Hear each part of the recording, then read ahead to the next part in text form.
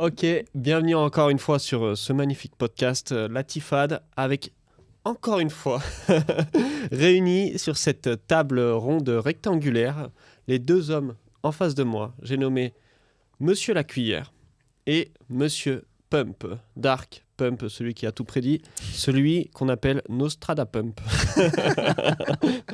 Alors les gars, pour lancer ce podcast aujourd'hui, j'ai trouvé quelques thèmes. On a commencé pas mal de podcasts, on a fait déjà quelques podcasts cette semaine. Si tu regardes cette vidéo aujourd'hui, au moment où tu la regardes, sache que nous sommes un peu plus vieux au moment où tu la regardes par rapport au jour où on est en train de la filmer. Et il y a un thème que je voudrais lancer parce que c'est un thème assez récurrent, que ce soit dans les messages privés ou même dans les vidéos, c'est un thème qui fait réagir les gens, c'est le système.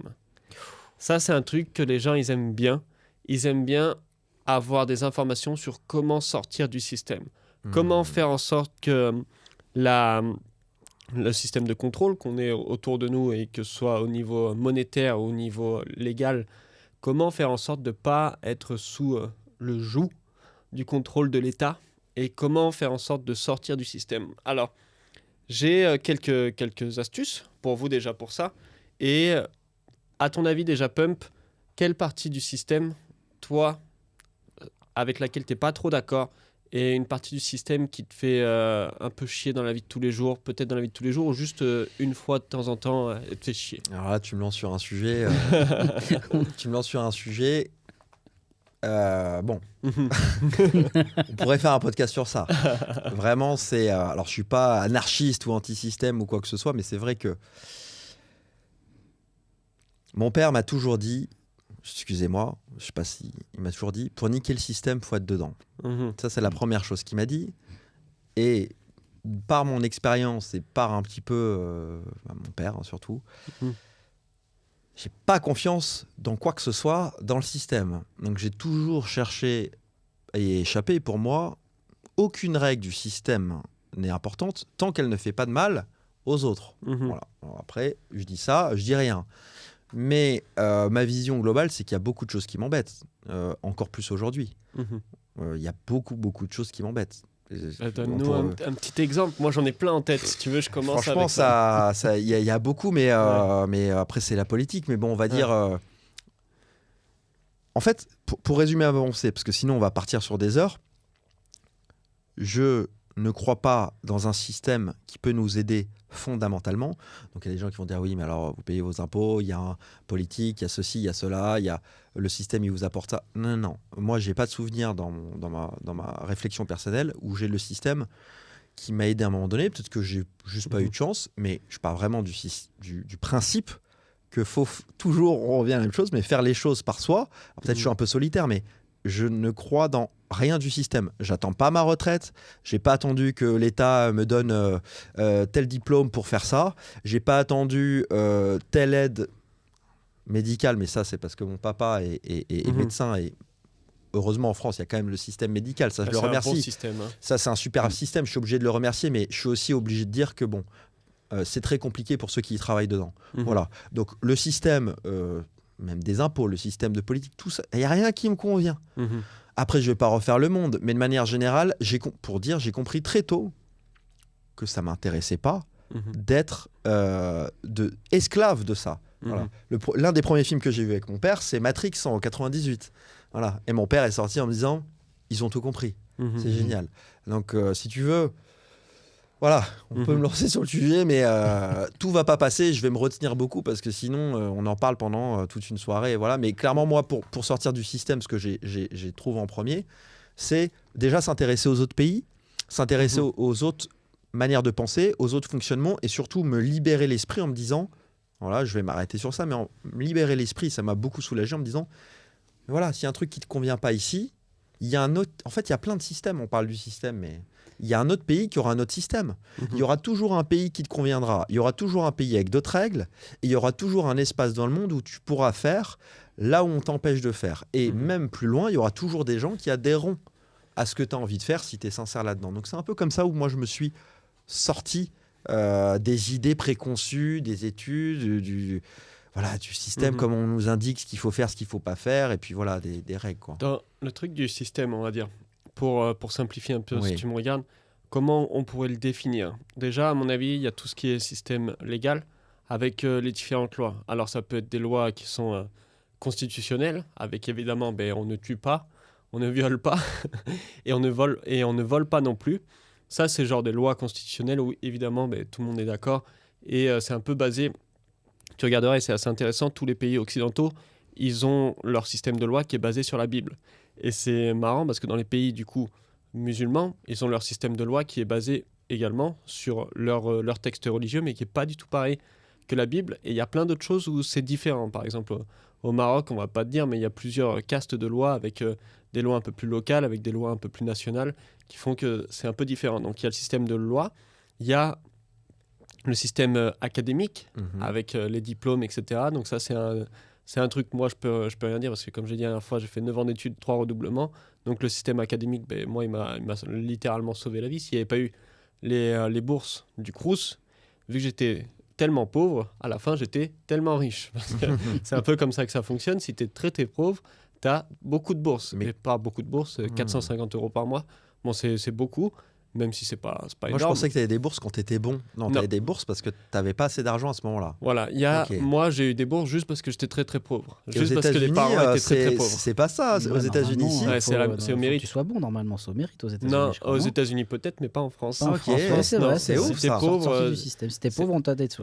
t'es méritant. Bon, t'es en train de me réconcilier en live. Ah ouais.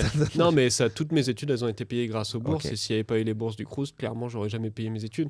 Et une autre chose aussi, toutes les études en France, la fac de médecine et la fac de pharmacie, c'est des facs gratuites. Tu rentres à l'intérieur, totalement. tu payes je crois que tu payes 300 € l'inscription, un truc comme ça. Moi, c'était gratuit vu que j'étais au Crous. Et tu peux finir médecin où tu gagnes genre 10 000 € par mois. Et tes études, elles ont été gratuites et payées par le Crous avec le bourse même. Là, j'ai plusieurs de mes amis qui ont payé toutes leurs études avec les bourses du Crous, qui n'ont jamais rien fait d'autre. Ils n'ont jamais travaillé pendant leurs études et la totalité de leur argent elle venait du Crous et elle venait de l'État. Et à la fin, ils finissent leurs études et ils travaillent, ils sont médecins, ils gagnent 10 000 € par mois. Ils ont payé 0 € en Amérique. Tu dois payer 1 million, minimum 1 million si tu veux finir médecin. Et ça, c'est une partie du système qui est géniale. L'autre partie aussi de santé, c'est génial aussi dans le sens où tout est gratuit en France. Moi, je vois, forcément, avec mes études, j'ai pu voir ça. Tu vas à la pharmacie, c'est gratuit. Les médicaments, moi, je sais combien ça coûte. Ça coûte pas très cher, mais au moins, ils sont gratuits. Mais il y en a qui sont très, très chers. Et quand ils sont gratuits, les mecs en face, ils sont bien contents. Et il y a même des mecs, des étrangers qui viennent directement, des étrangers, je veux dire des Américains, qui viennent directement en France vivre parce que leur traitement à eux, là-bas, ça leur coûte 10 000 € par mois et en France, ça leur coûte 0 € par mois. Donc il y a des parties du système qui sont évidemment géniales, mais ce qu'on n'aime pas dans le système, ce que personne n'aime, et je vois pas comment on pourrait aimer ça, c'est tout ce qui est taxes et tout ce qui est impôts. Moi, j'ai un autre détail que j'aime pas du tout dans le système, c'est les lois du code de la route. J'ai un problème avec le code de la route. J'ai un gros problème avec le code de la route. Et il y a une loi en particulier du code de la route Les vitesses. qui me tue, moi. C'est les gants sur le scooter. Alors, Les gants sur le scooter. regardez-moi bien là. Si toi, monsieur le policier, qui m'a arrêté 3 fois à Nice parce que j'avais pas mes gants sur mon scooter et qu'à chaque fois j'ai dit si j'ai pas envie de les mettre mes gants, je les mettrai pas mes gants et qui à chaque fois m'a enlevé 1 point et 90 € d'amende, eh bien je ne t'aime pas et j'aime pas cette loi. Et à partir de cette loi là, C'est pour ta sécurité. je la tes petites déteste mains. cette loi. Comment tu vas en Espagne, les mecs ils ont pas les gants. Tu vas en Italie qui est À littéralement Marseille. à Marseille, ils ont pas les gants, ils ont pas les casques. Tu vas en Italie, ils ont ni les gants, ils peuvent avoir le casque de temps en temps. Tu vas en Amérique, ils ont même pas le casque. Et là, le mec, il a le culot de me dire. C'est pour ton bien. C'est pour ton bien. Ulysse. Si C'est tu pour fais ta un sécurité. accident, blablabli, tes mains, etc. Écoute, si j'ai envie de mettre des gants, je les mets. Si j'ai pas envie, je les mettrai pas. Et j'en ai rien à foutre de ton amende, je la paierai pas. Voilà. Le message est passé. Et j'ai pas payé et je le paierai jamais. Tant pis pour vous. Donc ça, c'est des trucs où j'ai pas voulu. J'ai pas voulu parce que c'est marrant de dire tu les payeras pas, mais si tu payes pas, au bout d'un moment, il y a des conséquences. Bien sûr. Donc moi, j'ai pas voulu rentrer dans cette case du système. Alors ce que j'ai fait, j'ai plusieurs permis. Comme ça, j'ai pas de problème avec les points, j'ai pas de problème avec les amendes, vu que l'adresse n'est pas non plus en France. Donc, j'ai pas voulu faire partie de ce système-là. Donc, je suis sorti de ce système et c'est assez simple. Tu as juste besoin d'avoir un permis étranger. Pour avoir un permis étranger, c'est un peu plus compliqué, mais il y a des façons de faire. Donc ça, c'est une partie du système que j'aimais pas et dont je me suis extirpé. Si partout, il faut que tu comprennes, il y a une loi universelle par rapport au système. Les riches, ils n'ont pas les mêmes lois et règles que toi. À partir du moment où tu es riche, tu n'as pas les mêmes règles que les pauvres. Quand il y a un mec, Bernard Arnault, le fils de Bernard Arnault, il se fait arrêter parce qu'il est à 180 km/h avec la Ferrari, comment est-ce que tu crois que ça se passe? Tu crois qu'ils vont l'amener au poste? Tu crois qu'ils vont lui dire on t'enlève le permis, il va falloir que tu rentres à pied? Non. Papa, fils de Bernard Arnault, fils du mec le plus riche en France, il appelle son papa ou il appelle un secrétaire, il dit ben voilà, on m'a arrêté. Il y a un gars qui appelle le flic et qui lui dit tu vas le laisser tranquille, ce gars, et tu vas le laisser partir tranquille. Donc les riches, ils n'ont pas les mêmes règles que toi, et que ce soit pour les taxes, que ce soit pour le permis, que ce soit pour l'éducation, que ce soit pour le système de santé, ils ont la possibilité de sortir du système. Donc la règle universelle, quand tu n'aimes pas le système, que tu n'aimes pas un truc sur le système, c'est gagner plus d'argent. Si tu as plus d'argent, tu n'auras pas les mêmes lois et tu pourras créer ton propre système. Au bout d'un moment, en plus, tu as tellement d'argent. Au bout d'un moment, tu as tellement d'argent. Mais ça, c'est pas encore mon cas, mais tu en as tellement que c'est toi, en fait, qui crée le système. Au bout d'un moment, c'est toi qui serre la main au ministre de la Défense, c'est toi qui vas serrer la main au ministre de la Santé, c'est toi qui connais très bien député des Deux-Sèvres, c'est toi qui connais un petit peu la Chambre des députés, et puis tu dis, cette loi-là, ce serait bien que tu rajoutes une petite clause à l'intérieur pour m'avantager sur une de mes sociétés, etc. Donc, les riches, ils n'ont pas les mêmes lois que toi. Et si tu en as marre du système, tu as juste à gagner plus d'argent. C'est pas plus compliqué que ça. C'est marrant, c'est marrant. Je me suis noté ça quand on a commencé à parler de ça. Les lois sont faites par les puissants pour les puissants. Ah, ben ça. Tout simplement. Ça, c'est mon papy. Une petite anecdote, mon papy, il disait... les députés, ils sont peut-être payés trop cher, mais c'est eux qui votent les lois. Donc comment tu veux qu'ils ils vont pas voter une loi pour être payés moins cher Exactement. Et qui voterait une loi pour être moins payé? Attends. Ah non, surtout pas. Bon, c'est vrai qu'il y aurait quand même un gros ménage à faire là-dedans. Ah mais attends, très gros ménage. Ouais. Mais bon, pas trop m'exprimer sur le sujet. C'est pas pire qu'en Amérique, mais c'est déjà quelque chose. C'est quoi les questions qui reviennent le plus souvent quand les gens te parlent du système? Parce que cette histoire de permis déjà, ça ressort assez régulièrement parce que ça touche tout le monde pour le coup. Et moi, c'est le premier truc que j'ai voulu extirper de ma vie, c'est l'histoire de permis. Je connais un, ça le touche pas. Ah. Il y en a qui ont des permis. Il y en a, il n'a pas le permis. Il n'a pas le permis, alors évidemment. Bon, après, sinon, si c'est juste une histoire de permis, il y a plein de pays en Afrique, tu peux juste payer et tu l'as. Eh oui, mais le problème, c'est que pour conduire en France, après, c'est moyen. Hein. Côte d'Ivoire, salut aux Ivoiriens. Si j'arrive, vous savez que c'est pour le peuple. Au Gabon aussi. Au Gabon, oui. Grand pays, Gabon. Il y a plein de trucs sympas à faire. Ça, c'est sûr. Tu peux en acheter pour pas très cher. Pas très compliqué en soi. Non, mais c'est vrai que c'est difficile. Enfin, c'est pas que c'est difficile, mais c'est vrai que le système, tout ce que tu dis, ça amène à un truc, c'est-à-dire que soit très négatif, on se dit c'est injuste, les riches, etc. Machin. En fait, une partie de la vie terrestre est injuste. Il y a une partie acceptée de ça. Et s'il y a un message à dire, c'est sûr que tant que vous ne faites pas partie du bon cercle ou tant que vous n'avez pas une certaine valeur qui fait que les gens vont avoir besoin de vous, vous allez devoir vous soumettre à ce que ceux au-dessus de vous vous imposent. Sauf si vous vivez dans la campagne ou dans une forêt tropicale, où là, vous avez peut-être échappé un petit peu, mais sinon, clairement, je pense que pour beaucoup de gens, et encore plus aujourd'hui, il y a beaucoup de personnes qui ne croient plus au système, qui ne sont plus du tout... on voit les gens votent de moins en moins, on voit les gens trouvent beaucoup plus d'activités secondaires. Et sur ça, sur le système, une autre partie du système, tu en as parlé tout à l'heure, qui est assez récurrente et qui touche tout le monde aussi, la retraite. Eh oui, la retraite. La retraite, c'est quand même une partie importante du système. Très important. Cuillère. La retraite, t'y crois ou pas? Toi, t'as cotisé pour ta retraite. On en a déjà... La quoi? La retraite. Je connais pas ce mot. Tu connais pas? Je connais pas tu y crois ou pas? Non, pas du tout. Non? Pas du tout. Pourquoi? Enfin, pas du tout. Non, mais on n'aura pas de retraite. Quand on voit que plus ça va, plus en France, en tout cas, on recule l'âge de la retraite. Pourquoi on n'aurait pas de retraite? Déjà parce qu'on ne sait pas où va le pognon. Pour commencer, je reviens toujours à cette même histoire. Même si l'espérance... J'ai une autre théorie sur la question de pourquoi on aurait une retraite ou pas. Ah, mais alors, à mon sens, il n'y aura pas de retraite parce que de toute façon, il n'y a plus d'argent. Il n'y a plus d'argent. Ils nous inventent des lois au possible qui les arrangent eux. Parce que eux, ils s'en foutent. De toute façon, ils auront leur retraite à un certain âge et des retraites qui sont... plus que grâce, très clairement. Moi, je le vois par rapport à l'armée. Quand je me suis engagé pour avoir, alors nous, c'est pas vraiment une retraite, c'est une pension. Pour avoir cette demi-pension, il fallait faire 15 ans. Et pour avoir la pension complète, il fallait faire 19 ans. Mhm. En plein milieu de mon 2e contrat d'engagement, donc au bout de 6 ans de service, bon, alors les gars, 15 ans, c'est fini. Maintenant, il faut aller à 20 ans Mhm. pour avoir Mmh. l'espoir Mmh. d'avoir la pension. Mhm. Donc, tu vois, et plus ça va aller, plus ils vont repousser. Donc, est-ce qu'on aura une retraite ? Dans un sens, oui, mais ça sera ridicule.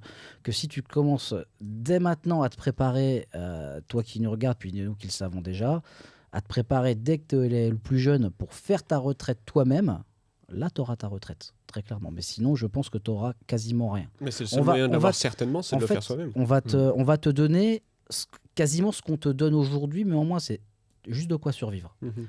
De quoi avoir à manger, pouvoir sortir de temps en temps et avoir des vacances. Juste pour pas que tu ailles gueuler dans la rue. Et toi, t'en penses quoi, Pump ?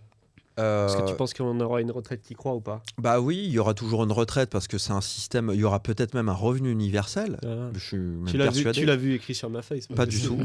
Non, il y aura un revenu universel parce que le meilleur moyen de contenir encore une fois les gens, c'est de les contenir dans un confort qui leur permette de mentalement se dire vivement le week-end. J'ai ce qu'il faut. Vivement le week-end. Et si vous dites Je peux ça avoir des d'ailleurs, petits restos. si vous dites ça d'ailleurs, ça va pas du tout. Si Mhm. vous dites ça mentalement, et je sais qu'il y en a plein qui visent ça, vivement le week-end, vous devriez passer votre week-end à travailler pour ne plus jamais vous dire vivement le week-end. Parce que ça aussi, c'est la différence entre les riches ou même pas les riches, parce que voilà, les gens épanouis, parce qu'on peut être employé, être épanoui aussi, on peut le dire, tout le monde n'est pas obligé d'être entrepreneur, mais la différence entre les gens épanouis dans leur vie et les autres, c'est qu'il y en a qui attendent pas le week-end. Du mardi ou n'importe quel jour, si on a envie de faire un truc, ils le font, ou ils se font un kiff. Donc, moi, la retraite, je pense qu'on en aura une. Maintenant, moi, dans mon parcours, j'ai toujours eu un parcours où j'ai pas été longtemps employé. Mhm. J'ai fait plein de travails différents, mais je suis toujours parti. Voilà, le monde de l'entreprise, c'est vraiment pas fait pour moi. C'est pas fait pour moi. Voilà. Je sais pas pourquoi, mais c'est pas fait pour moi. Donc, je n'ai pas assez cotisé, on va dire, et même en tant qu'entrepreneur, bah voilà, tout ce qu'il y a eu dessus, voilà. Donc, la retraite, j'ai jamais compté dessus, et je me suis toujours dit, je compte pas sur l'État. J'ai jamais reçu, pour le coup, moi, une aide, et j'ai jamais demandé aucune aide, même quand je pouvais en bénéficier, même si j'ai jamais été très pauvre, j'ai demandé aucune aide que je pouvais bénéficier. Donc, c'est important pour moi de me dire, de toute façon, ce que je veux n'est pas à la hauteur de ce que la société peut m'apporter. Et de toute manière, même si elle pouvait me l'apporter, je compte pas sur elle. Je compte pas du tout sur cette société pour me faire ça. Mais finalement, le salaire, c'est un poison. C'est le poison de l'homme. Le salaire, c'est un poison de l'homme. Et pour te donner une idée, disons que tu as en dessous de 40 ans. Pour faire un petit peu une fourchette et pour que ce soit plus simple pour toi d'imaginer la situation et la suite des choses. Si tu as en dessous de 40 ans, ne pas compter sur une retraite glorieuse comme tes grands-parents avec la maison à la campagne et le petit ruisseau où tu vas pêcher des écrevisses. Si tu as au-dessus de 40 ans, tu peux y compter à ta retraite facilement. Le problème, c'est est-ce que tu as vraiment envie de ça, tu vois. Est-ce que tu as vraiment envie d'avoir une retraite avec un revenu diminué ? Est-ce que tu as vraiment envie de continuer ta vie avec un salaire qui est le poison de l'homme, qui est en même temps le poison de l'ambition et en même temps le poison de ton cerveau ? Parce que moi, j'ai travaillé un tout petit peu, du coup, j'ai fait mon stage. Et au bout de 3 semaines, 1 mois de stage, le truc qui m'est vraiment venu en tête, qui m'a vraiment fait du mal, c'était j'avais l'impression d'être juste 2 bras, 2 jambes. D'être 2 bras, 2 jambes qui avançaient, qui posaient des trucs, qui faisaient des choses, qui répondaient aux questions et qui servaient les patients. Mais j'avais l'impression de ne pas être un cerveau, en fait. Et c'est ça qui me manquait le plus, de continuer à cogiter à l'intérieur de ma tête et de continuer à utiliser mon cerveau pour la chose qu'elle est faite, la chose pour laquelle on a créé le cerveau, la chose pour laquelle la nature a fait le cerveau, c'est pour être utilisé, c'est pour que les cellules grises et les méninges puissent continuer à performer. C'est ça qui me manquait le plus. Et toi, même si tu as 40 ans et que tu te dis je vais continuer à pousser jusqu'à la retraite, il faut que tu comprennes que ton cerveau, il est performant de fou et qu'il y a des mecs à 40 ans qui commencent leur vie entrepreneuriale ou qui commencent leur vie de liberté financière et tu es capable de faire n'importe quoi avec ton cerveau, même à cet âge-là, il n'y a aucun souci. Donc, l'histoire dans la retraite, est-ce que tu y crois, est-ce que tu y crois pas ? Moi, perso, je me suis jamais posé la question. Mes grands-parents, ils m'en ont parlé pendant des années. Ils m'ont dit travaille dur à l'école pour avoir une retraite. Qu'est-ce que j'en ai à foutre de la retraite ? Moi, c'est dans 40 ans. Et par contre, un autre truc qui va nous toucher tous et qui va nous toucher plus tôt que la retraite, pour le coup, parce que moi, quand ils pensent à la retraite, c'est dans... Enfin, je suis déjà à la retraite, donc je n'ai même plus besoin de m'y intéresser. Un truc qui va nous toucher plus, c'est le revenu universel, tu vois, t'en parlais. Hmm. Et ça, c'est un truc... Ah là là, ça c'est fascinant. On a beaucoup parlé dans l'épisode 4. Si tu l'as pas vu, va voir l'épisode 4. Et abonne-toi, hein, surtout. Et abonne-toi Tout de suite. surtout. Fais-le. On a beaucoup parlé de Homo sapiens et Homo Deus, avec l'idée de la puce dans le cerveau, avec NeuraBrain ou je ne sais quoi de Elon Musk à l'intérieur du cerveau. Mais j'ai lu un livre récemment là, qui s'appelle Transhumaniste, de Nicolas quelque chose, et c'est assez marrant parce qu'il y a beaucoup de manifestations. Il y a eu beaucoup de manifestations. Il y a eu au début les Gilets jaunes, puis il y a eu les manifestations anti-vax.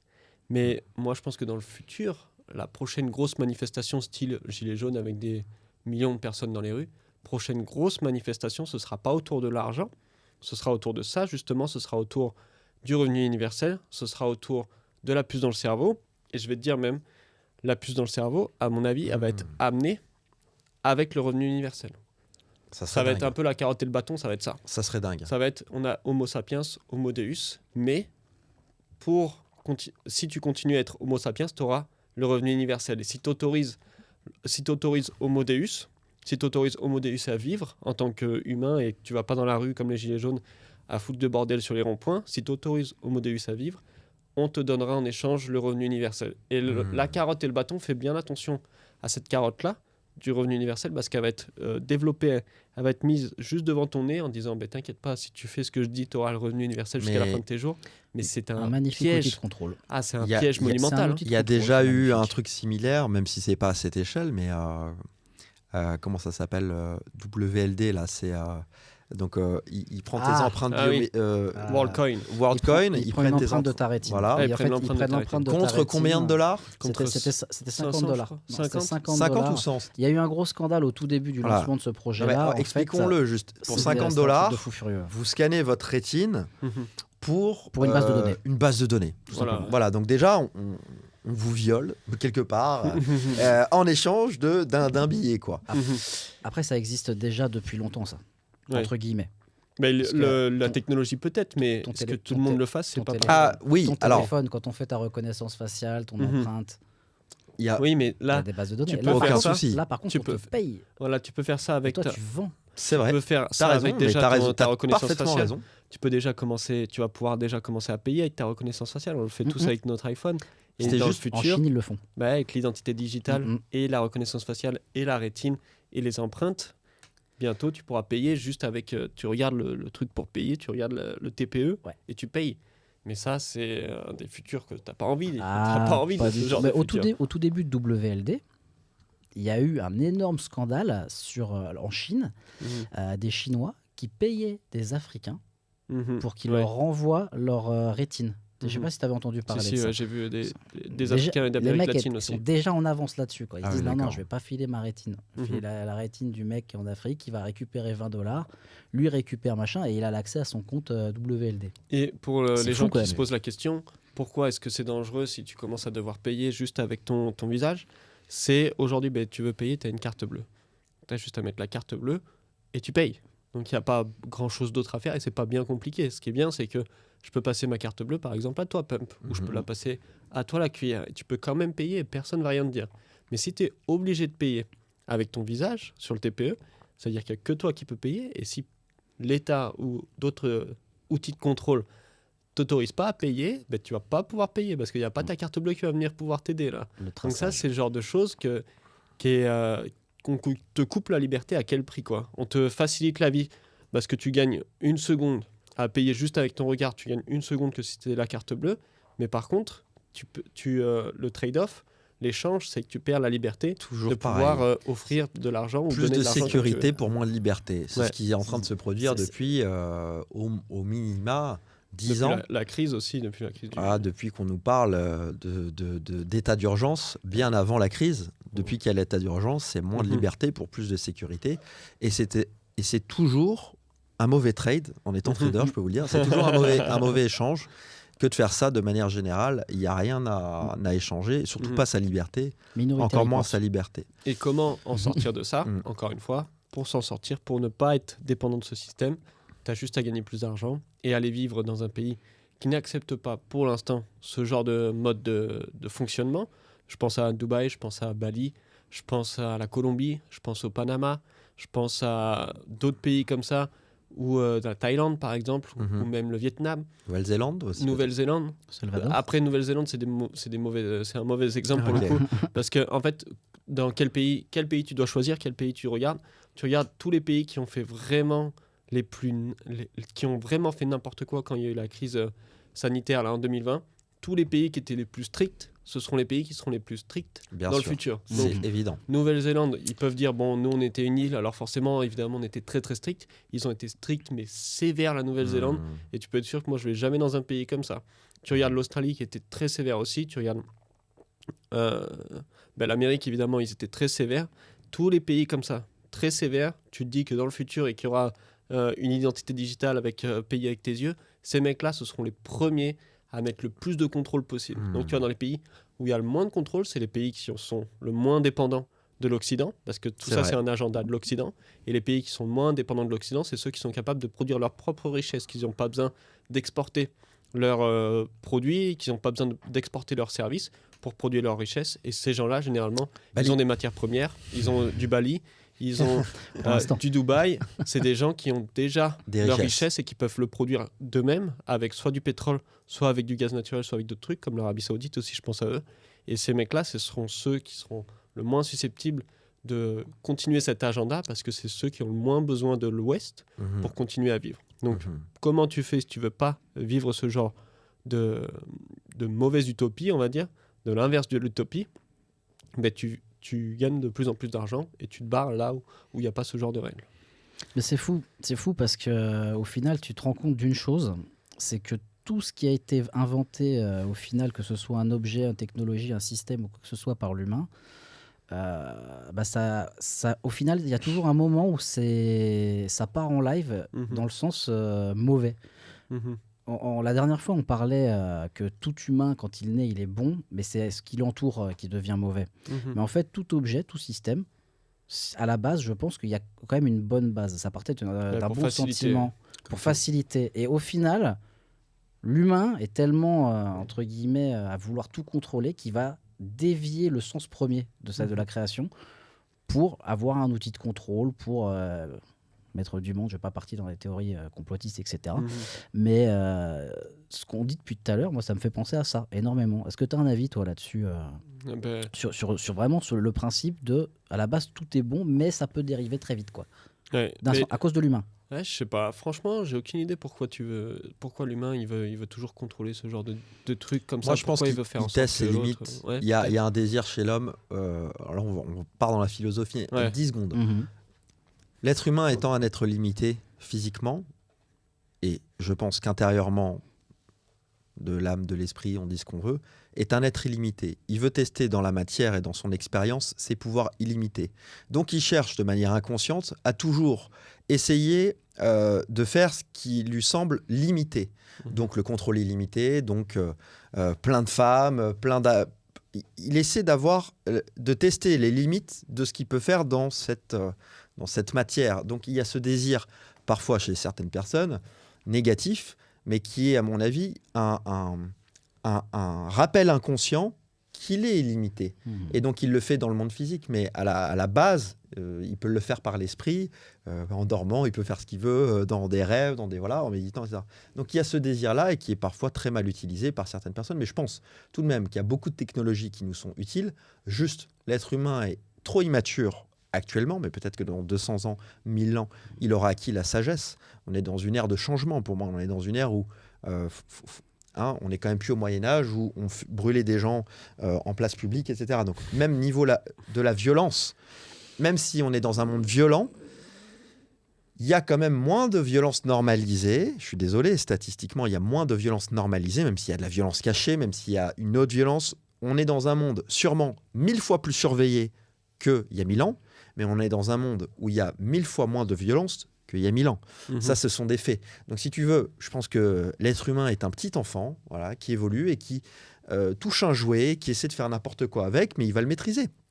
Au bout d'un moment, il va le maîtriser. Juste, on est dans une époque où on teste beaucoup de choses. Et c'est vrai que l'ère d'Internet, de la technologie publique, elle a évolué tellement vite que là, on passe en 20 ans on est en 2023, donc 20 ans du haut débit à l'ubérisation, à l'intelligence artificielle en 20 ans. À la réalité virtuelle, au casque. On est dans une dinguerie. J'allais justement On est dans une dinguerie quand là-dessus. même. C'est Est-ce que la réalité virtuelle, ça va pas justement aussi aider dans ce sens l'humain à faire ce qu'il ne peut pas faire dans le réel? Sûrement.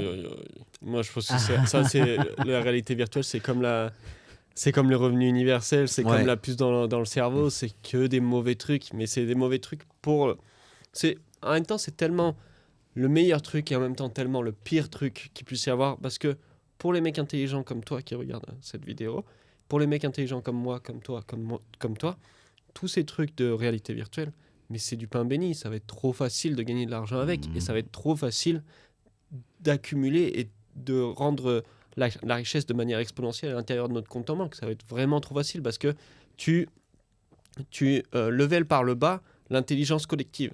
Avec les réalités virtuelles, les mecs ils seront encore plus concentrés à l'intérieur de leur téléphone ou de leur casque VR, et du coup ils auront encore moins de discipline et encore moins d'intelligence. Le niveau de QI, il baisse, ça fait quelques années qu'il baisse dans la moyenne générale. C'est pas pour rien, c'est parce qu'à cause de TikTok, c'est à cause d'Instagram, c'est à cause des mecs comme moi, des débiles comme moi qui font des vidéos de TikTok de 45 secondes, et l'intelligence générale, elle baisse à cause de ça. Et quand tu auras la réalité virtuelle, ce sera encore pire, et le niveau d'intelligence va baisser de plus en plus, et les mecs qui sont un minimum, la compétition elle va être limitée.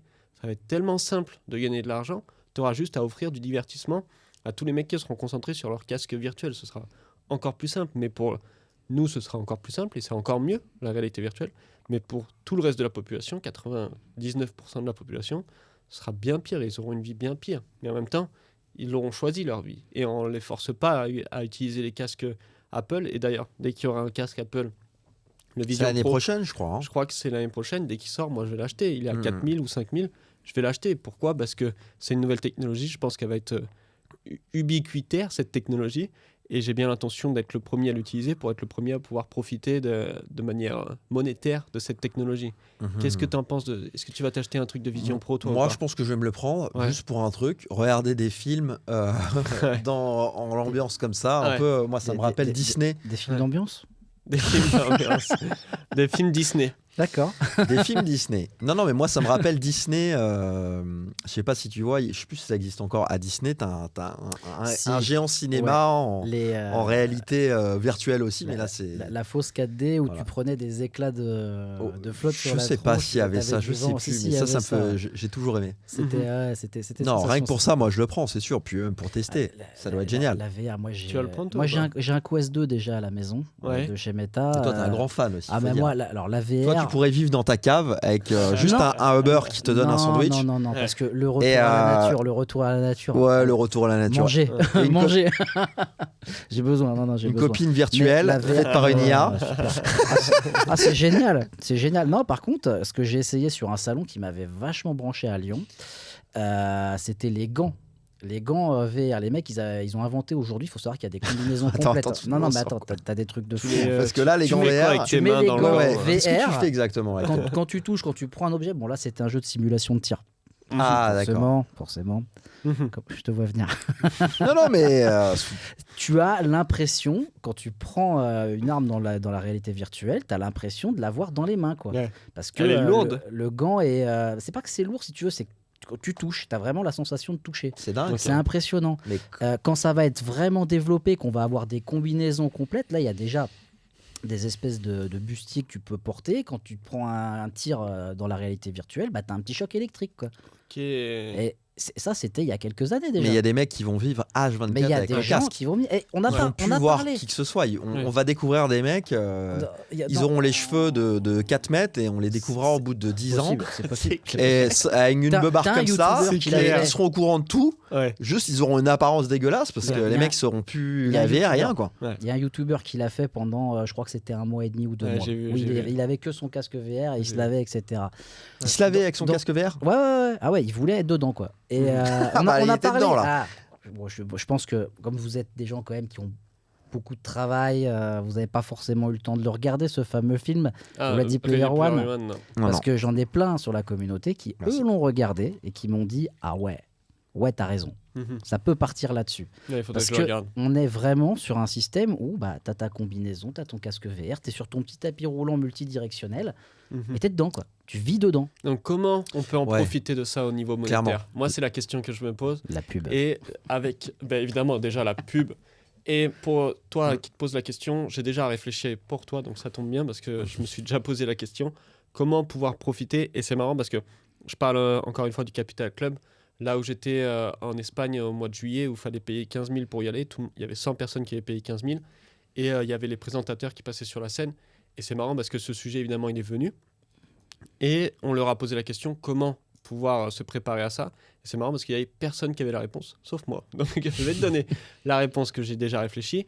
Dans un monde comme ça de Ready Player One, qui sont ceux qui arrivent à faire le plus de profit possible? Et il y a une industrie, un secteur qui est illimité, qui va prendre encore plus de place dans le monde futur, c'est le divertissement.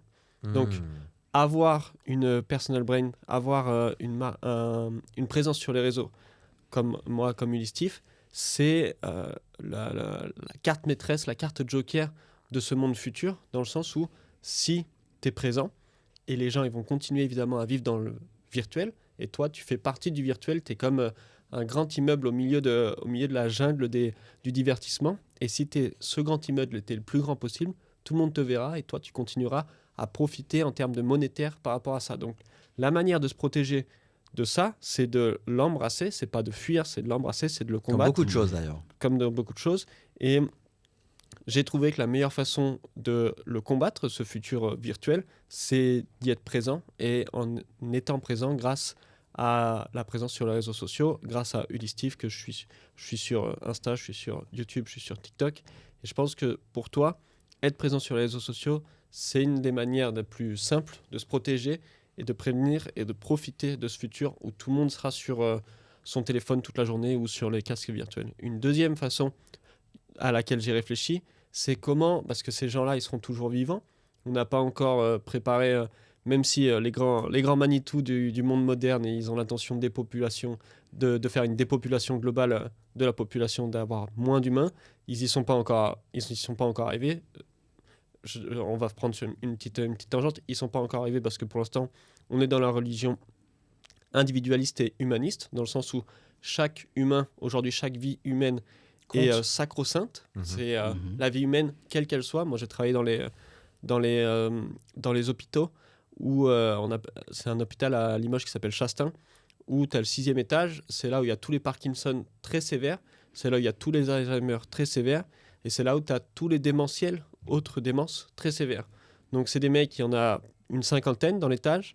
Et il n'y en a pas un seul qui peut te décocher un mot. Il n'y en a pas un seul qui peut te dire ce qui se passe. Et il n'y en a pas un seul qui te regarde quand tu arrives dans la chambre. Donc, ils sont tous là, sur le lit. Ils ne bougent pas. Et moi, j'ai travaillé du coup pendant 3 mois avec le médecin qui s'occupe d'eux. Et je vais poser la question au médecin. Et qu'est-ce qu'ils font là, ces gens-là, en fait? Pourquoi ils sont encore là? Et tu te rends compte que le médecin, il travaille nuit et jour pour sauver ces personnes-là, dans le sens où s'il y a une petite infection, etc., ils vont être le premier à mettre des antibiotiques. Mais ces gens-là, d'une, ils servent plus à rien. De deux, il n'y a plus aucune famille qui vient les voir la plupart du temps. Pourtant, on travaille nuit et jour à sauver leur vie. Donc, aujourd'hui, on est dans une société où la vie humaine est sacro-sainte, même une vie humaine qui n'est plus... le mec, il a plus de cerveau. Hein. Ça fait un moment que son cerveau, il n'existe plus. Il y a juste un corps avec du sang et un cœur qui pompe. Mais ça, tu le vois dans les sociétés, justement, plutôt, on va dire, soit françaises, où il va y avoir le côté biblique. Qui sommes-nous pour décider de la vie de oui, mais c'est ça. Et ça rentre en compte avec la peine de mort aussi. Hein. Est-ce que c'est pas en train de s'ouvrir, justement l'euthanasie, peine de mort, tout ça, c'est lié. Donc, on ne veut pas décider à la place de Dieu, donc on laisse la décision. Mais tant qu'il y a Homo sapiens et tant qu'il n'y a pas Homo Deus, il y aura toujours la vie sacro-sainte. Mais quand il y aura Homo Deus avec la puce dans le cerveau, c'est à ce moment-là qu'on commencera à ouvrir les possibilités d'euthanasie. C'est à ce moment-là où on dira, mais si il y a des humains, nous on est les Homo Deus qui travaillons illimité, qui ramenons le revenu universel à tous les autres Homo sapiens, je vois pas pourquoi en tant que Homo Deus qui ramène tout l'argent et qui paye les Homo sapiens, on ne ferait pas en sorte qu'il y ait moins d'Homo sapiens, parce que nous, on paye des impôts pour eux, donc il va y avoir de moins en moins, et ça, ce sera le futur, mais on n'était pas sur cette question-là. Donc la deuxième question, comment on profite le plus possible de ce futur virtuel? À mon avis, quand j'étais à Prague, pour te donner un exemple, j'étais dans un appartement qui était un penthouse, qui était vraiment bien et qui avait un étage à l'intérieur du penthouse. Donc, tu avais 2 chambres en bas avec une salle de bain chacun et au-dessus, tu avais une chambre avec une salle de bain. Et tu te dis, il y a 3 chambres. Sauf qu'il n'y a pas 3 chambres. Il y a 8 cocons par chambre. Donc ça, c'est le genre de choses qui vont arriver dans le futur, où chaque chambre sera divisée en plusieurs chambres, donc 8 cocons, et tu vas pouvoir profiter au maximum en termes de profit, je veux dire en termes d'argent, au niveau immobilier, parce que les mecs ils seront de plus en plus dans l'univers virtuel, donc ils n'auront pas besoin de beaucoup plus qu'un cocon avec une salle de bain partagée. Donc un des moyens les plus simples aussi de gagner de l'argent avec cet univers futur, ça va être au niveau de l'immobilier, ça va être de séparer les pièces en plusieurs chambres. Le problème, c'est que les gens ils font n'importe quoi dès que tu mets des jeunes dans une même pièce, évidemment, ils font n'importe quoi dans le même appart. Donc ça, ce sera un problème à gérer plus tard. Mais ça, c'est une deuxième façon où tu peux en profiter le plus possible, surtout à Paris où les loyers sont grave élevés. Tu mets un endroit avec 8 cocons dans une chambre et tu fais ça à fond. Est-ce que toi, tu as des idées? Moi, je suis content parce que le premier conseil, j'ai commencé à l'appliquer en 2022, mi-fin 2022. Mon pseudo, La Cuillère, référence à Matrix qu'on a eu au début du podcast, La Cuillère n'existe pas. J'ai toujours tout fait pour effacer mes traces sur le net, sur les réseaux, etc. Et je me suis rendu compte que c'était une grosse erreur. Dans un sens... Ça dépend si tu as fait des choses bien ou mal. Je n'ai fait que du bien. Alors dans ce cas, oui, c'est une erreur. Mais je me suis rendu compte que c'était une erreur parce que justement, il fallait se servir, comme tu l'as dit, des réseaux. C'est un outil qui a été créé, et il faut l'utiliser. Si ça peut aider, pourquoi ne pas l'utiliser? Alors bien évidemment, on ne va pas l'utiliser dans un mauvais sens, l'utiliser dans un bon sens. Tout à l'heure, tu parlais des influenceurs. Tu disais, moi aussi, je suis influenceur. Il y a 2 types d'influenceurs. Je vais pas être désolé pour elles, les influenceuses mimes OnlyFans là, qui gagnent 50K par mois. Ça, c'est fascinant, ça. Pensez à... je suis pas parent, heureusement. Et ça, après, ça va faire qu'augmenter. Mais ça va faire qu'augmenter. Mais le problème, c'est que quand les gamins voient ça, comment tu veux qu'ils... S'il y a de la demande, il y a de l'offre. S'il y a de la demande, il y a de l'offre. Naturellement. Puis le QI baisse, ça c'est un sujet un peu... Ça c'est un bon business, mais après tu n'iras pas au paradis si tu fais ce genre de business. Très clairement, moi ça me rend fou. Donc premier conseil, voilà, je l'ai fait, donc très clairement. Deuxième conseil, les multivers. Les multivers, la VR, comme tu as dit, je suis persuadé qu'il va y avoir énormément d'argent à se faire là-dedans, mais vraiment énormément, dans le sens où on a déjà, on en parlait récemment en plus dans le gros groupe, tout ce qui est la tokenisation immobilière. Oui. Ça c'est quelque chose. Mais ça va venir. Pour l'instant, on va dire que c'est une petite niche. Mais si tu mets cette tokenisation immobilière avec la réalité virtuelle et que tu mets les deux ensemble, là, parce qu'il y a déjà des sociétés qui commencent à le faire aux États-Unis, où tu visites ta villa ou ton penthouse en VR avant de l'acheter. Parce que tu n'as pas le temps, tu ne peux pas te déplacer. Plus loin que ça, à l'intérieur du métaverse, quand il y en aura un, il y aura des zones où forcément un humain il a un endroit où il vit à l'intérieur du métaverse. Et ça, les premiers endroits, mais évidemment, il y a plein de métaverses qui peuvent être créés. Exactement. Ce sera le métaverse d'Apple, ce sera le métaverse de Facebook, ce sera le métaverse de Google. Mais les premiers à acheter les zones immobilières à ces endroits-là. Moi, j'ai jamais investi dans un NFT. Les seuls dans lesquels j'ai investi, c'est donc des NFT d'endroits, donc de place, parce que j'ai toujours cru là-dedans, en me disant l'espace sera limité. Pour ceux qui connaissent un petit peu, il y a Decentraland, il y a Sand, et ça, c'est des trucs qui ont beaucoup chuté. Et récemment, en cours d'année, je me suis beaucoup intéressé à ça, avant, qui est d'ailleurs le marché aussi, même en crypto. Et j'ai réfléchi à un truc où je me suis dit, mais quel est l'univers qui ont le plus de data, du coup, parce que pour les métaverses, en fait, si vous voulez, actuellement, il n'y a pas de technologie qui peut être assez puissante pour reproduire des qualités graphiques. Donc je me suis dit, si on n'a pas les graphismes, c'est pas le meilleur graphique qui va gagner le métaverse. C'est celui qui aura les meilleures data, les meilleurs IA pour reproduire les interactions, etc. Et c'est lequel, selon moi, c'est GTA. GTA qui a depuis des années et des années, d'ailleurs il y a GTA 6 qui vient de sortir, et moi j'ai investi l'année dernière sur Tech2 Interactive, qui est donc la société, donc c'est une action en bourse qui est autour de $150, qui est une action qui suit GTA, mais il n'y a pas que GTA dans cette société.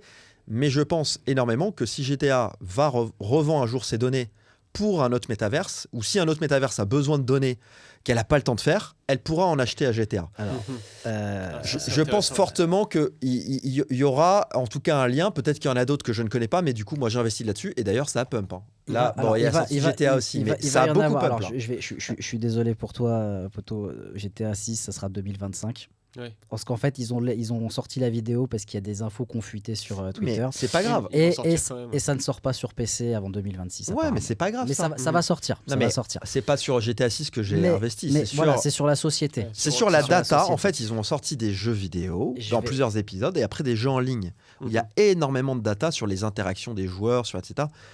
Sur des conneries. Rentrer dans une voiture. Plein de petits détails et même les villes sont cartographiées puisque c'est des villes réelles. Donc tout ça, c'est hyper utile, je pense, pour des gens qui voudraient vivre dans le métaverse ou même commander un café. Imaginez, vous êtes dans le métaverse, vous commandez un café et vous avez la cartographie de GTA et le Starbucks qui vient chez vous juste après et que vous avez commandé, vous discutez avec des gens dans le métaverse du Starbucks. C'est possible aussi. Et vous êtes dans votre ville et vous croisez peut-être les gens de votre ville, mais vous n'êtes pas déplacé de chez vous. Il y a un tas de trucs comme ça. Moi, je finirais juste sur un truc qui est un peu dans le lien avec ça, mais pas trop. Clairement, si vous avez besoin de l'État pour la majorité de vos besoins, vous êtes un putain d'esclave. Et je vous le dis gentiment, mais je suis un peu obligé de vous briser aussi en vous le disant, en employant des termes. Si vous ne pouvez pas voyager, si vous êtes limité, comme il y a eu dans la crise du Covid, vous avez bien vu que vous étiez un esclave. On vous disait, pour sortir, il faut un petit papier. Quand on vous dit... Dès que vous avez la notion de limitation par rapport à l'endroit où vous devez voyager, dès que vous avez la notion de limitation par rapport à ce que vous pouvez manger ou par rapport à ce que vous pouvez faire par rapport à votre famille, vos proches, etc., vous êtes un putain d'esclave. Donc, bougez-vous le cul et trouvez-vous un moyen de sortir de ce système, quoi qu'il. Parce que sinon, vous pouvez fermer les yeux, être dans le déni, tout va bien, etc. Non, ça va pas. Et peut-être que ça ira mieux. On espère qu'il y a un autre pays, à un moment donné, qui va prendre ses coronesses et qui dira stop. Mais en attendant, c'est pas le cas. Donc, il faut bien trouver un moyen d'avoir d'autres pays d'accueil, d'autres sources de revenus, d'autres choses qui vont vous permettre de vous dire si demain c'est la merde, s'il y a une guerre mondiale, s'il y a plus de limitations, s'il y a plus de ceci, de cela, moi, j'ai peut-être 10% qui me permettront d'échapper un peu plus. Mais il faut que j'ai ces 10%. Peu importe ce que vous faites, entrepreneur, pas entrepreneur, âgé, jeune, il faut que vous ayez ça dans la tête. Et si vous le faites pas, eh ben écoutez, continuez de payer le contribuable, continuez de vous dire la vie est bien, je vais avoir ma petite retraite, continuez de faire tout ce qu'on vous dit de faire. Et puis voilà, mais je pense que vous n'avez pas besoin que je vous le dise. Vous le savez au fond de vous. Et juste bougez-vous le cul. Parce que si c'est pas vous qui allez le faire, personne va le faire à votre place. Personne va le faire à votre place. Une des stratégies que tu peux commencer à faire si tu te poses la question, genre par quoi commencer, je te donne un petit alpha. En crypto, on appelle ça un alpha. C'est une information qui vient de mon cerveau qui va pouvoir te permettre d'évoluer beaucoup plus vite. C'est un truc dont j'ai parlé hier avec Pump, c'est l'abonnement. À mon avis, aujourd'hui, tout devrait être en abonnement. Tout devrait être en abonnement. Il y a un mec qui s'appelle Angel Fievez. Si tu regardes cette vidéo, Angel Fievez, je vais prendre une de tes voitures bientôt, mais qui fait des abonnements sur les voitures de luxe, sur les Huracan, sur d'autres Lamborghini, sur les Porsche, plein de voitures de luxe, où il fait un abonnement, mais vraiment pas cher, genre 10 000 € par mois pour avoir une Lamborghini. Je trouve que c'est pas cher quand même. C'est pas un Belge? C'est un Belge aussi, c'est un Belge. C'est un Belge. Et apparemment, c'est un super gars. J'ai une abonnée qui le connaît très bien. Il m'a dit c'est un gars super sympa, etc. Mais l'abonnement, tout en abonnement. Lui, il a mis l'abonnement des voitures de luxe. Un truc d'abonnement que personne ne fait en France, mais qui cartonne. Mais quand je te dis cartonne, c'est cartonne en Amérique. C'est l'abonnement sur les lavages de voitures. Ça, c'est un truc que personne ne fait en France, mais qui cartonne en Amérique. Si tu es intéressé par ça, tu vas voir une chaîne d'abonnement de lavage de voitures en Amérique qui s'appelle Quack Quack. Quack Quack. Quack Quack. Ok. C'est en France. En français, comment ça s'écrit, tu sais? Quack Quack. Quack Quack. En français, quand il y a un canard qui fait du bruit, on dit coin coin. Ah, ok. Et au lieu que ce soit l'éléphant bleu, eux, c'est un canard et il s'appelle Quack Quack. Genre Quack. Q-U-A-C-K, c'est Quack. Au lieu de dire coin, c'est Quack pour eux. Et ils ont une chaîne de lavage de voitures qui s'appelle Quack Quack, qui arrive dans toutes les villes en Amérique en ce moment. Et l'abonnement, il est à genre 14,95 € par mois. Et ils font une giga promo comme Basic Fit quand ils arrivent dans une ville. la promo Basic Fit, quand ils arrivent dans une ville, c'est très très simple. Ils disent 3 mois offerts. Et ensuite, l'abonnement, il est à 29,95 € par mois ou quelque chose comme ça. Mais eux, ils font ça. Ils disent, voilà, il y a 1 mois offert. Le couac, 14,95 € ensuite par mois. Et je te garantis, putain, tu vas dans un truc de lavage de voiture, c'est toujours plein, tu comprends pas pourquoi. Et là, tu mets un truc d'abonnement. Tu te fais des couilles en or à mettre des abonnements de lavage de voiture. Ça, c'est un truc sur lequel je partirais si je devais recommencer aujourd'hui parce que c'est un truc... que je ferais parce que c'est un super business. Je sais pas à quel point c'est faisable par rapport aux restrictions d'eau, l'été, blablabla, tu connais l'histoire. Mais si tu as vraiment envie de t'en sortir, tu trouveras une solution, t'inquiète pas pour ça. Les abonnements pour tout, à mon avis, c'est un truc de fou. Tu peux aller voir des restos. Hier soir, on était au resto, je dis, il y avait personne dans le resto. Je dis, t'imagines, tu mets un truc de café illimité. C'est vrai. À 14,95 € ou 9,95 € par mois, combien ça leur coûte les mecs de faire un café par jour pour un gars clair. Tu mets un café illimité, 9,95 € par mois, les gars, ils viennent. Tu mets pizza illimitée dans une pizzeria, 9,95 € par mois. C'est clair. Tu mets tout en illimité. Il y a un truc de tagine qui est sorti, j'ai vu une vidéo il n'y a pas longtemps. Des frères qui ont 5 restaurants tagine, avec, comme les restos à volonté chinois, mais eux, ils font tagine à volonté chinois. Oh ouais, incroyable. Et ils ont 12 millions de chiffres d'affaires sur leurs 5 restos. Et pour finir là-dessus, un autre truc illimité, les grands buffets à Narbonne. C'est le restaurant avec le plus de chiffre d'affaires en France. Il y a 42 millions de chiffres d'affaires par an en France, où il y a toute la bouffe française, foie gras, homard, fromage de chèvre. On va à Narbonne. Meilleure bouffe française. Allez. En illimité, buffet illimité. Et tu rentres dedans, c'est 50 € par personne. On a essayé d'y aller, il faut réserver 3 mois à l'avance pour y aller. Mais c'est pire qu'un étoilé, le bordel. Non, mais c'est un truc de fou. Il y a plein de gens avec des tocs. dans un étoilé. Ouais, il y a plein de gens avec des tocs. Tu manges comme dans un étoilé là-bas. On te sert, c'est un truc de psychopathe. T'es déjà allé? J'y suis déjà allé une fois. C'est vrai, j'ai rêve d'y aller là-bas. L'armée. Ah ouais. Ah, l'armée. Ils vous ont vu arriver, ils ont dit les 50 €, ils ont eu peur. Là, ils ont eu peur. Ils ont eu peur. Mais nous, on s'est déjà fait virer d'un Chinois volontaire. Ah ouais, attends, vous êtes des fous aussi. Ouais. Donc, on repartait avec les plateaux. L'histoire de l'abonnement, abonnement avec des trucs illimités, tu mets un café, t'as un café, il n'y a personne dedans, tu mets café illimité pour 9,95 € par mois, le nombre de gens qui vont être à l'intérieur du café, qui vont faire venir d'autres gens parce que la foule appelle la foule, ça c'est le genre de choses d'abonnement où je comprends pas pourquoi il n'y a pas plus d'abonnements partout, sur tous les trucs. Il y a aussi un truc, même si c'est pas en lien direct avec ça, parce qu'on parle beaucoup d'idées ou d'être un peu pas différent, mais voilà, sortir un peu, pas du système, mais il faut penser différemment et tout. J'ai jamais vu de milliardaire qui soit dans une grotte. Vous avez besoin des autres pour réussir. Vous avez besoin des autres pour réussir. Vous avez besoin soit de vous associer à quelqu'un, soit de trouver des gens à qui déléguer des choses, soit de trouver des gens peut-être qui vont vous inspirer un moment ou qui vont vous faire apprendre. Ça peut être même un stage. Vous pouvez faire 1 mois dans une entreprise qui va vous inspirer des choses pour faire votre business derrière. Mais en tout cas, de manière générale, s'il y a une chose que moi j'ai retenue de mon expérience, c'est que c'est une énorme erreur. Même si j'ai toujours envie de faire les choses tout seul parce que je suis souvent déçu de ce que les autres peuvent faire, parce que j'ai une exigence ou j'ai une vision, je sais que tout seul, c'est pas possible. Ouais. Je vais perdre du temps, je vais les faire moins bien, je vais être trop fatigué, etc. Donc il y a la nécessité de vous dire aussi, essayez de vous associer, de vous mettre avec des gens qui ont une vision, qui sont complémentaires, qui vont vous partager des choses, ou peut-être même faire des expériences dans des entreprises, qui vont vous apporter une vision, qui vont vous apporter quelque chose, et ensuite faire par vous-même. Inspirez-vous des modèles et reproduisez à votre sauce. Mais vous avez besoin, pour aussi sortir des fois du système, de l'utiliser, d'utiliser certaines choses, voilà, comme des outils. Mais ne pensez pas que en étant seul, il ne faut pas être seul. Voilà. Ouais. Et par rapport à ça, je vais rebondir sur 2 choses par rapport à ça. Ça peut être un sujet, un segment du podcast récurrent si vous voulez. Quelle leçon vos parents vous ont donné qui était une mauvaise leçon à vous donner? Et ça, c'est un truc sur lequel j'ai réfléchi il n'y a pas si longtemps que ça. Et une leçon que mon père m'a toujours donnée, une expression qu'il m'a toujours donnée qui, je pense, est une mauvaise expression et une mauvaise réflexion à mettre à l'intérieur du cerveau de son gamin, c'est « on n'est jamais mieux servi que par soi-même ». Ça, c'est une phrase qui revient tout le temps dans la bouche des parents. Et je me suis rendu compte au fur et à mesure, mon père me le répétait maintes et maintes reprises, il m'a répété cette phrase. Et je me suis dit, le problème, c'est que en fait, tu peux gagner beaucoup d'argent tout seul. Mais tu vas être limité. Tu vas gagner peut-être 100 000, 200 000, 300 000 par an tout seul. Mais par contre, avec d'autres personnes, c'est là où tu commences vraiment à gagner de l'argent. Sauf que si tu as cette expression tout le temps dans ta tête, on n'est jamais mieux servi que par soi-même, à chaque fois tu vas vouloir faire un truc, tu vas le faire toi-même. Et tu vas perdre du temps à l'apprendre, tu vas perdre du temps à le faire, parce que si tu veux apprendre un skill et que tu veux gagner vraiment beaucoup d'argent avec, si tu veux apprendre une aptitude et gagner beaucoup d'argent avec, c'est un niveau mondial que tu dois avoir si tu veux gagner beaucoup d'argent avec. Donc il te faut pas 1 année, pas 2 années, pas 3 années, il te faut 10 000 heures pour avoir une compétence où tu peux gagner beaucoup d'argent avec. Mais pour gagner vraiment beaucoup d'argent, 1 million, 2 millions, 3 millions d'euros par an, il te faut 2 ou 3 compétences.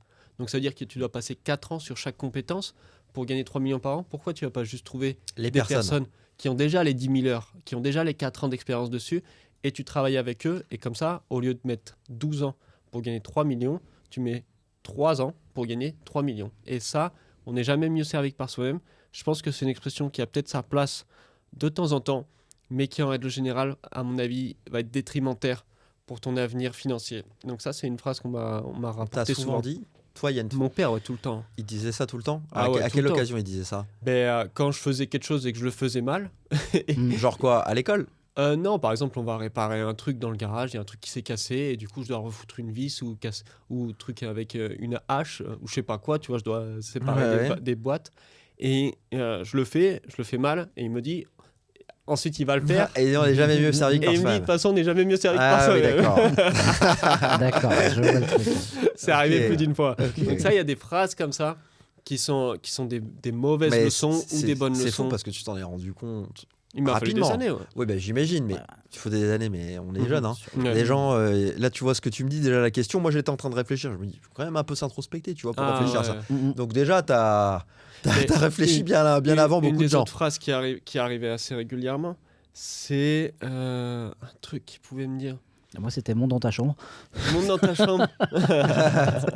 Tu fais une connerie, monte dans ta chambre. Ah oui, on fait pas toujours ce qu'on veut dans la vie.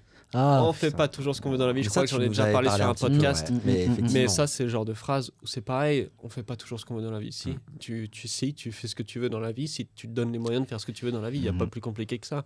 Et moi, j'ai toujours choisi la voie de faire ce que je voulais parce que j'aime pas faire ce que j'ai pas envie de faire. T'es comme moi sur la question. Si t'as pas envie de le faire, t'as pas envie de le faire et tu veux pas le faire. Mais moi, j'ai jamais voulu le faire et je suis toujours parti dans l'objectif de, tu sais quoi, si j'ai pas envie de le faire, il faut que je me donne les moyens de pas le faire. Disons que j'ai pas envie de payer les 90 € d'amende parce que j'ai pas mis mes gants sur mon scooter, et il faut se donner les moyens de pas les payer. Et pour ça, il faut avoir un permis étranger, ou sinon, il faut dire, tu sais quoi, j'en ai rien à foutre, je le paierai pas ton amende. Mais pour ça, il faut déjà se dire, voilà, si je veux vraiment pas le faire, il faut avoir les moyens de pas le faire. Donc l'argent, généralement, c'est une solution. Le cerveau, c'est une solution. La volonté, la discipline et le physique, c'est une solution. Genre, si tu peux t'occuper chaque jour, ça, c'est une autre consigne que j'aurais bien voulu que mon père ou ma mère me donnent, mais qui ne m'a pas donné ou qui ne m'ont pas donné parce qu'ils ne savaient pas ou parce que pour X ou Y raison. Mais chaque jour, faire une activité qui te rend savant, qui te rend prospère et qui te rend résilient. Si tu fais chaque jour une activité qui t'amène vers ces 3 facteurs-là, je ne vois pas comment tu ne peux pas résoudre tous les problèmes de ta vie. Une activité qui te rend savant. Tu lis un livre, il y a plein de livres, développement personnel, je t'en donne 1 ou 2. Dale Carnegie, Comment se faire des amis. Lisez ça aussi. Ou David Déda, The Way of the Superior Man. Ça, c'est 2 livres que tu peux lire aujourd'hui, donc qui te rend savant, qui te rend prospère. Faire une activité tous les jours qui va pouvoir te gagner de l'argent. Je t'ai parlé des abonnements. Si tu commences demain à aller voir des bars et de leur dire, voilà, j'ai une idée, on va commencer à mettre des cafés illimités pour 9,95 € par mois, tu vas peut-être pas avoir la solution, tu vas peut-être pas avoir la suite des événements et le processus pour arriver à gagner de l'argent avec ça, mais au moins tu auras fait le premier pas pour l'aider. Donc ça, c'est une activité qui va te rendre prospère. Et le troisième, une activité qui te rend résilient. Il y a à peu près 2 mois, je courais jamais et je me suis dit, vas-y, je veux courir 150 km. Je vais aller courir 150 km, comment on fait? Donc, toutes les semaines, je suis allé courir plusieurs fois par semaine. Et au bout de 3 semaines, je suis allé courir 50 km sans m'arrêter. Une activité qui te rend résilient, ça va être ce genre de choses-là qui va te permettre d'avoir ton cerveau qui est beaucoup plus capable de te focus et de te concentrer sur l'activité qui va te rendre soit prospère, soit savant, soit meilleur dans ta tête. Et moi, l'activité qui me rend résilient tous les matins, j'ai beau essayer d'arrêter, je ne peux pas arrêter, c'est la douche froide. Je prends des douches froides tous les matins. Là, ce soir, j'ai froid aux mains parce que j'ai pris ma douche froide ce matin. Et quand je prends la douche froide et qu'on est en hiver, j'ai froid toute la journée, ça me saoule. Mais si je le fais pas, je sens que je suis moins efficace, que je travaille moins bien, donc je suis obligé de prendre ma douche froide tous les matins, même si j'ai pas envie. C'est incroyable, c'est vrai que... C'est une activité que tu peux faire pour te rendre résilient. Et c'est très simple, c'est pas compliqué. Tu as juste à tourner le levier de l'autre côté. Il faut aller dans des directions qui sont pas confortables. Il faut faire des choses nouvelles. Ça peut être simple, hein. Des fois, vous savez, même je vais prendre un truc plus anodin. Dans votre ville, allez dans des endroits où vous avez jamais été, osez aller dans des endroits où vous ne connaissez pas les autres, vous ouvrir à d'autres choses va apporter d'autres choses. Vous pouvez pas faire les mêmes choses, avoir les mêmes et en ayant de nouveaux résultats. Donc à chaque fois que vous allez vous ouvrir à autre chose, que ce soit physiquement ou que vous allez en dehors de votre zone entre guillemets de confort, comme vous avez l'habitude d'entendre, bien évidemment les choses vont arriver. Donc il n'y aura pas d'épanouissement sans évolution. Vous ne serez pas épanoui sans évolution. Si tous les jours tu fais la même chose et qu'il n'y a pas d'évolution, tu vas déprimer obligatoirement. Donc vous avez besoin de faire de nouvelles choses, de voir de nouvelles personnes, d'avoir de nouvelles idées, de faire peut-être des activités différentes, de rencontrer d'autres gens, d'avoir d'autres idées. Moi, c'est ça qui m'épanouit personnellement. Quand je vais dans une soirée avec des gens, j'adore voir de nouvelles personnes. J'adore ça parce que à chaque fois, c'est un mindset différent, une vision de la vie différente, etc. Et c'est ça qui, moi, m'épanouit. En tout cas, j'adore avoir des personnalités différentes autour de moi ou nouvelles personnes parce que ça m'inspire ou ça m'intrigue ou ça m'intéresse. Et ça doit être pareil dans toute chose. Dans votre business, c'est penser différemment, penser de manière nouvelle. Que ça soit dans votre journée, il y a besoin de mener des actions différentes. Et juste pour revenir au livre, quand tu parlais de... Voilà, il faut avoir, entre guillemets, des gens qui ont fait les 10 000 heures. Sachez que les livres, c'est le meilleur moyen d'avoir des gens qui ont fait les 10 000 heures. Absolument. Vous allez payer 5 ou 10 euros pour un livre où le mec, il a passé 10 000 heures ou peut-être toute sa vie que sur un sujet. Et sincèrement, j'ai pas lu beaucoup de livres jusqu'à la fin. Je détestais lire. Voilà, le lapsus. Mais en tout cas, j'ai pas lu en entier tous les livres, mais j'ai lu beaucoup de livres différents. Par passage ou par chapitre jusqu'à que ça m'intéresse plus, etc. Et je recommande aussi de faire ça, de pouvoir prendre les passages ou les chapitres qui vous intéressent dans un livre ou de faire des livres audio. Moi, j'adore, voilà, je ne vais pas faire depuis, mais il y a plein de livres audio, même des livres résumés. Bon, c'est mieux de ne pas avoir les résumés, mais il y a plein de livres audio maintenant, donc vous allez gagner beaucoup de temps en faisant ça. Et personnellement, ça, c'est le meilleur moyen de gagner du temps sur les autres, pour moi. Hein. Et pour l'histoire des livres, moi, je me souviens que le premier salaire que j'ai eu, j'ai travaillé dans un camping et le premier salaire que j'ai eu, c'était pour l'été. L'été, j'ai travaillé 2 étés dans un camping et le premier salaire que j'ai eu, qu'est-ce que j'ai fait ? J'ai acheté une tablette. Premier truc que j'ai fait avec mon premier salaire, j'ai acheté une tablette et dessus, j'ai téléchargé tous les livres que je voulais. Et c'est marrant parce que, bon, je fais du piratage, on va dire, du piratage gentil, mais tous les livres que j'ai lus, j'en ai lu 250, 300. Et sur tous ces livres-là, j'ai dû en payer 10, 15 maximum. Tous les autres, je les ai piratés. Je suis désolé pour celui que j'ai piraté son livre, mais quand il était vraiment bien, je l'ai racheté après derrière. Donc c'est un peu ma conscience. Et cet investissement de 100 euros, qui est l'investissement le plus utile que j'ai jamais fait de ma vie, il m'a rapporté tout le reste, quoi. C'est juste un petit investissement de 100 euros, de lire des livres et d'investissement de temps et de compréhension qu'il y a derrière. Ça m'a rapporté tout ce que je pouvais vouloir dans la vie. Et en plus, beaucoup de bonheur. Et ça, c'est une question sur laquelle peut-être on peut finir. Et je vous prends un peu au dépourvu, mais est-ce que tu as une idée de quand est-ce qu'on est heureux ? Est-ce que tu sais, Jérémy, est-ce que tu as une idée, selon toi, quand est-ce qu'on est heureux ? Parce que les mecs qui regardent cette vidéo, ils se disent, peut-être, ça c'est un des défauts que les gens ils vont avoir, ils vont se dire, dans le futur, je serai heureux. Dans le futur, je serai heureux quand j'aurai ça, quand j'aurai le succès, quand j'aurai les femmes, quand j'aurai la Lamborghini, peut-être, quand j'aurai la Rolex, il faut être encore plus débile. Là, je serai heureux. Mais quand est-ce qu'on est heureux, à ton avis ? Chaque personne est différente. Donc, chaque personne va être heureux à son niveau, je pense, à un certain moment. Mais quand est-ce qu'on est heureux ? Quand est-ce que l'humain est heureux ou quand est-ce que moi, je serai heureux ? C'est ça la question. Quand est-ce que toi, tu seras heureux, peut-être ? Une île. Une île ? Une île déserte ? Mon île. Ton île ? Mon île. Ouais, okay. Ouais, mon île autosuffisant. Okay. Ça, c'est un truc, là, à l'heure actuelle, c'est une idée que j'ai depuis des années et des années. Et je sais que si j'ai ça, voilà, c'est clair et net, je serai heureux. Okay. Loin des cons, comme on Moi, dit. je pense que Alors, je pense que bonheur, malheur... Avec les copains. Bonheur, malheur, tout ça, c'est relié, bien évidemment, et c'est des utopies, mais... C'est trop... Moi, je pense que c'est les relations. C'est les relations. Les relations. Mhm. L'être humain est heureux en fonction de son niveau relationnel. Quelqu'un qui a que des bonnes relations épanouissantes est quelqu'un d'heureux.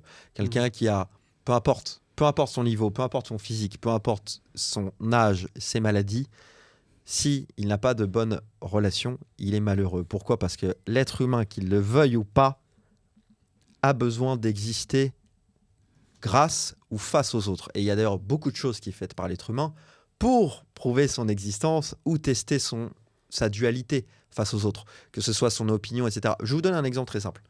Par exemple, les vêtements de luxe, il n'y a pas d'autres personnes pour les voir, ça n'a pas d'intérêt de les acheter. Ouais. Donc il y a beaucoup de choses dans la vie qui sont faites en fait pour être bien avec les autres. Donc pour moi, l'essence du bonheur pour l'être humain, je ne parle pas du mien, mais je suis un être humain, c'est d'avoir des relations épanouissantes. Ok, et je pense qu'on va finir là-dessus. Et dans le prochain podcast, je répondrai à cette question. Selon moi, quand est-ce qu'on est heureux ? Ce sera l'épisode à ce moment-là, sans doute l'épisode 37 que tu chercheras à ce moment-là, podcast Latifa, l'épisode 37.